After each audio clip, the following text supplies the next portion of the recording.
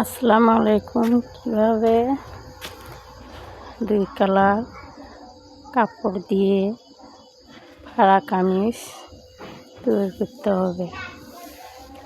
প্রথমে কাপড়টা এক ভাঁজ করে নিচের কাপড় আলাদা, উপরের কাপড় আলাদা ভাবতে হবে। দুই কালার কাপড় মডেল করে বানাতে দুটি কাপড় পাশাপাশি ফালাই দিয়ে সমান করে নিতে হবে। এরপর কাপড়টা সুন্দর করে ভাঁজ দিয়ে গলা পাতাল 2 ইঞ্চি, গলা লম্বা 4 ইঞ্চি, পুট 4 ইঞ্চি, মহড়ার লম্বা 6 ইঞ্চি। এরপর ঝুল যার যত, বডির মাপ যার যত নিতে হবে। এরপর কোমর চাপা ঝুল, মহড়া যার যত, কোমর চাপা 1 ভাগ। এরপর ফাড়া নিচের ইচ্ছা মতো নিচে 2 ইঞ্চি অথবা 1.5 ইঞ্চি কমে নিতে হবে। এরপর বডির মাপ যার যত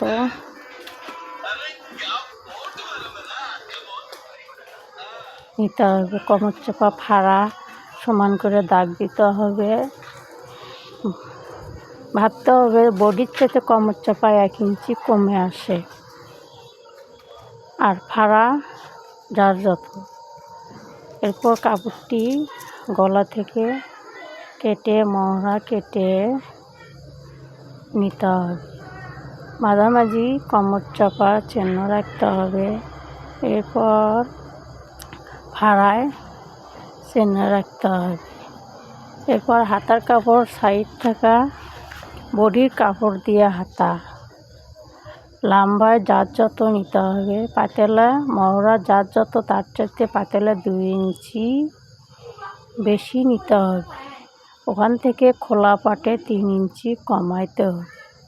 এরপর রাউন্ড দিতে হবে। মহরি যার যত, মহরি হাতের মহরি যার যত মাপ দিয়ে কেটে নিতে হবে। বন্ধপাটটা একটু চিহ্ন করতে হবে হাতার। এরপর বডিটা মেলায়া মাঝামাঝি বুকের মাঝখানে একটু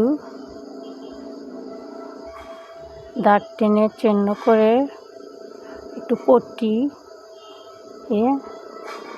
হাতা মাঝামাঝি ফেলাতে হবে। ভাবতে হবে হাতা যার যত ঝুল ফেলাইতে হবে।